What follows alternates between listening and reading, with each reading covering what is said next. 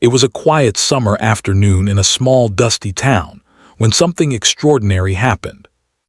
A young, disabled girl, barely 12, rolled her wheelchair down the edge of her driveway just to help a stranger whose motorcycle had broken down in the heat. She didn't know who he was. She didn't know what it would mean. But that one small act of kindness would soon bring the roar of 250 motorcycles thundering down her street, not in anger, not in protest, but in gratitude. And when her mother opened the door that morning, tears filled her eyes at the sight before her. This is the story of Emily, and how her heart changed an entire brotherhood. The town of Redstone was the kind of place most people forgot existed. A few old stores, one school, and long stretches of road that disappeared into the desert. But for 12-year-old Emily Carter, it was home. Emily had been born with a rare spinal condition. She couldn't walk without help, and most days she moved around in her small blue wheelchair. But what she lacked in strength, she made up for in spirit. She was the kind of girl who smiled at everyone, who painted sunflowers on her chair, and who always believed, the world's still a good place if you help someone every day. Her mom, Linda, worked long hours at the diner. They didn't have much, just a small house, some love, and each other. Every afternoon, Emily sat outside under the big oak tree, drawing or waving at cars that passed. That's when, one blazing afternoon, she saw a man pushing a massive black motorcycle down the road. He was big, broad shoulders, leather vest, tattoos up his arms, and the patch on his back read, HELLS, ANGLS. Emily's heart pounded. She had heard about motorcycle clubs. People said they were rough, dangerous even. But this man looked tired. His shirt was soaked with sweat, and the sun was merciless. She didn't think twice. Emily wheeled herself forward down the gravel, calling out in her small but firm voice, "Hey, sir, do you need water?" The man turned. His face was hard, sunburned, and surprised. For a moment he just stared at the little girl in the wheelchair. Then he nodded, almost shyly.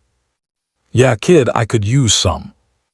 Emily rolled back quickly, grabbed a cold bottle from the porch fridge, and came back holding it up with both hands. The man took it gently, as if afraid to break her fingers. He drank half of it in seconds. "What's your name?" he asked, kneeling down to her level. "Emily, what's yours?" "Name's Bear," he said with a small smile. They talked for a few minutes. He told her his bike had overheated on the way to meet some buddies a few towns over. Emily listened, curious, cheerful, full of questions. Before he left, Bear reached into his vest pocket and pulled out a small silver coin with wings engraved on it. "Here," he said, "this is a good luck coin. Keep it for me, yeah." Emily's eyes lit up. "Really?" "Really?" Bear nodded. "You helped a biker today, sweetheart. That means the angels owe you one." He started his bike after fixing it up, gave her a thumbs up, and rode off with a roar that echoed down the valley. Emily waved until he was gone. She didn't know that her simple act of kindness had already set something powerful in motion. A few days passed. Life went back to normal, or at least it seemed to.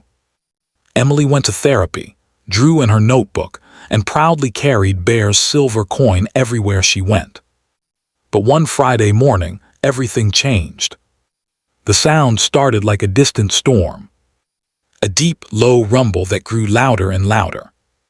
The dishes on the counter began to tremble. Linda, half awake, rushed to the window and froze. Coming down their quiet street were hundreds of motorcycles. Chrome gleamed in the sunlight. Engines growled like thunder. The road shimmered with heat and sound. "Mom," Emily gasped, rolling to the window. "It's them, it's bikers." Linda's heart raced. What's happening? The bike slowed, forming a perfect line in front of their house. At the front, a familiar face took off his helmet. It was Bear. He smiled up at Emily, who now sat speechless on the porch. Then he raised his hand, and every biker behind him turned off their engines at once. Silence. Bear stepped forward, holding something in his hands. "Hey, sweetheart," he said softly, "you remember me?" Emily nodded, grinning. "Of course you're Bear." He chuckled. "That's right. You gave me water when I needed it most. You didn't care what I looked like or what patch I wore. You just saw someone who needed help."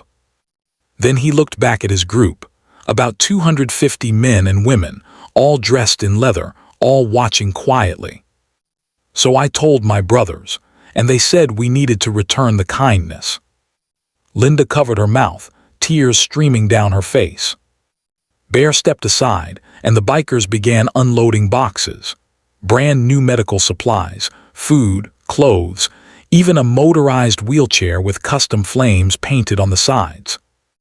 "This one," Bear said, placing his hand on it, "is for our angel." Emily burst into tears. The entire street clapped and cheered. Linda hugged her daughter tight as the bikers lined up, one by one, each giving Emily a small token: pins, patches, bandanas, and smiles that carried years of hard roads and stories. Bear knelt again. "You reminded us what real strength looks like, kid. Not the kind that rides fast or fights hard, but the kind that helps without asking anything back."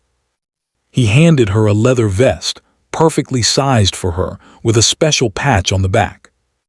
It read, "Honorary Angel, Emily Carter." The crowd of bikers roared their engines in salute, the sound shaking the very ground, not out of chaos, but out of respect. Emily raised her arms, tears shining in her eyes, the wind from the bikes lifting her hair. In that moment, she wasn't just a disabled girl anymore. She was part of something bigger, proof that one act of kindness could ripple across the world.